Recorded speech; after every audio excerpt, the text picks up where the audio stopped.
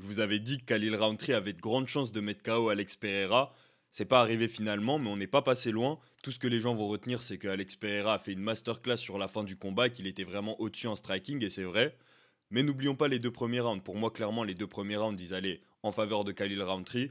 Plus que d'avoir gagné les deux premiers rounds, Khalil Rountree a failli mettre KO Alex Pereira. Il y a eu des phases vraiment dangereuses pour le Brésilien. Maintenant, tout le monde va oublier juste parce qu'il a gagné.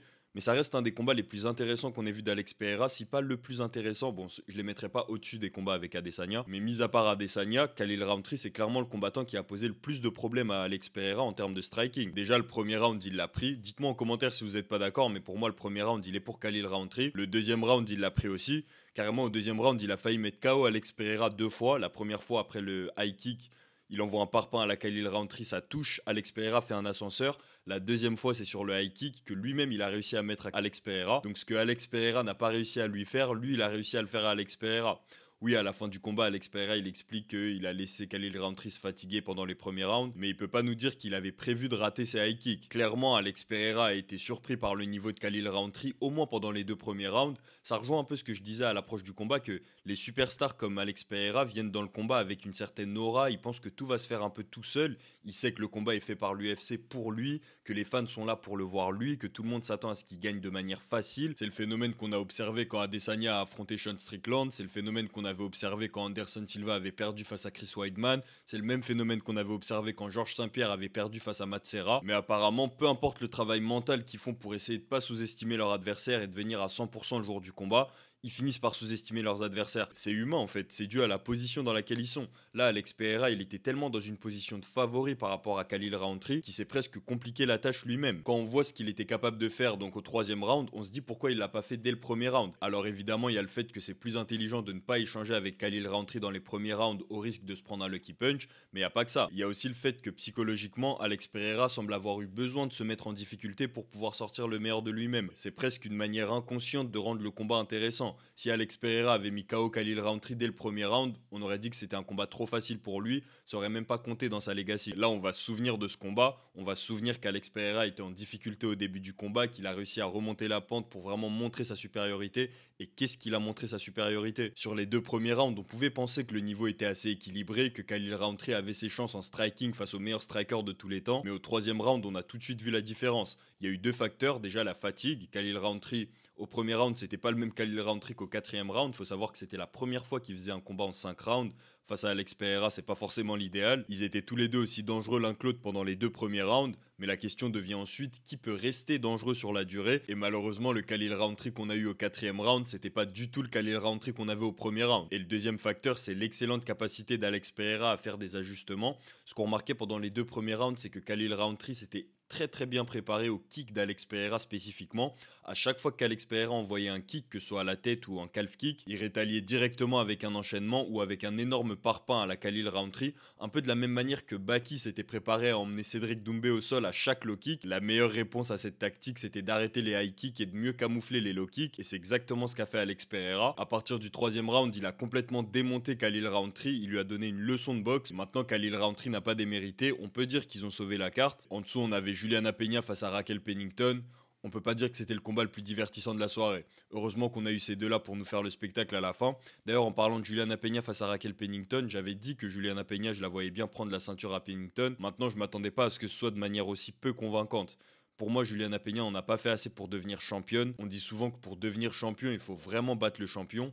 Et là, pour moi, c'était pas une victoire assez convaincante pour donner la ceinture à Juliana Peña. Là, Juliana Peña, c'est la deuxième fois qu'elle devient championne et la deuxième fois qu'on la considère pas vraiment comme une championne. Bon, après, c'est la division orpheline des bantamweight chez les femmes, comme je vous en ai parlé dans la vidéo précédente.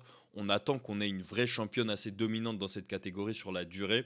Pour moi, la combattante qui est la mieux placée dans cette catégorie pour prendre cette place un jour, c'est Kayla Harrison. Maintenant, même Kayla Harrison, pour être honnête, la performance qu'elle nous a faite ce soir n'était pas si convaincante que ça. Mais du coup, pour mon premier pronostic, j'ai bon sur une décision partagée, mais disons que c'est pas la décision la plus scandaleuse de la carte. Il y a une décision sur cette carte qui est vraiment scandaleuse, on va y revenir. Mais voilà, pour le premier pronostic, on peut dire 1 sur 1. Pour le deuxième, qui était celui d'Alex Pereira contre Khalil Rountree, on peut dire 2 sur 2 aussi. Maintenant, j'avais dit que c'était au troisième round, c'est arrivé au quatrième. Ça aurait pu arriver au troisième round, c'est au troisième round que Alex Pereira a commencé à retourner la situation. Mais voilà, c'est arrivé au quatrième, ça restait mon pronostic qu'on allait avoir un KO de la part d'Alex Pereira, donc on peut dire 2 sur 2. Donnez-moi au moins ça. Ensuite, on arrive à la décision la plus litigieuse de la carte. José Aldo face à Mario Bautista. J'avais dit mot pour mot. José Aldo, s'il arrive à défendre les amener au sol, je pense que c'est son combat. Je pense que José Aldo va vraiment l'allumer en striking. Et c'est exactement ce qui s'est passé. José Aldo a réussi à garder le combat debout tant bien que mal. Il a allumé Mario Bautista en striking. Et les juges ont bizarrement jugé le combat contre José Aldo. Ce qu'il faut savoir, comme je l'ai dit sur mes réseaux sociaux, c'est que les règles à l'UFC en termes de jugement ont changé récemment. Ce qui compte le plus maintenant dans les scorings, c'est les dommages infligés. C'est pas le temps que vous avez passé à plaquer l'adversaire contre la cage, c'est pas le temps que vous avez passé à clouer l'adversaire au sol, c'est vraiment les dommages infligés. Dans ce combat, celui qui a infligé le plus de dégâts, c'est clairement José Aldo. Du moins, c'est ce dont je me souviens après avoir vu le combat une seule fois. Dites-moi en commentaire si je me trompe, mais je pense pas me tromper.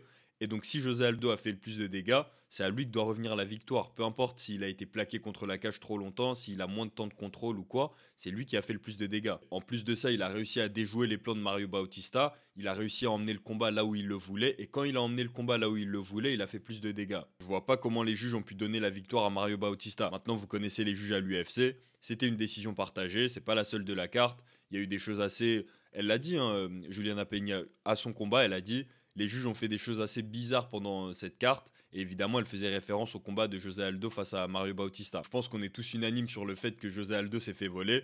Donc finalement, on peut dire que j'ai 4 sur 4 parce que ici, on a Roman Dolidze face à Kevin Holland. J'avais dit que Roman Dolidze allait l'emporter. Ensuite, José Aldo face à Mario Bautista. José Aldo l'a emporté, n'en déplaise aux juges. Ensuite, on a Juliana Peña face à Raquel Pennington. Comme prévu, Juliana Peña a pris la ceinture à Raquel Pennington.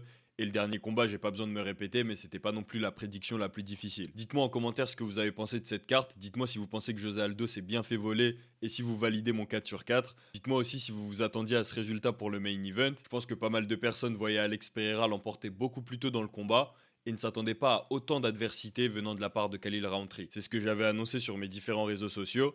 Comme d'habitude, j'espère que vous comprenez que la valeur de mon contenu se trouve pas dans mon opinion ou dans mes prédictions, mais bien dans l'information que j'apporte. Donc abonnez-vous à la chaîne Karate Bushido Actu pour plus d'actu MMA. Pensez à liker la vidéo si c'est pas déjà fait. Nous on se retrouve dans la prochaine. Peace.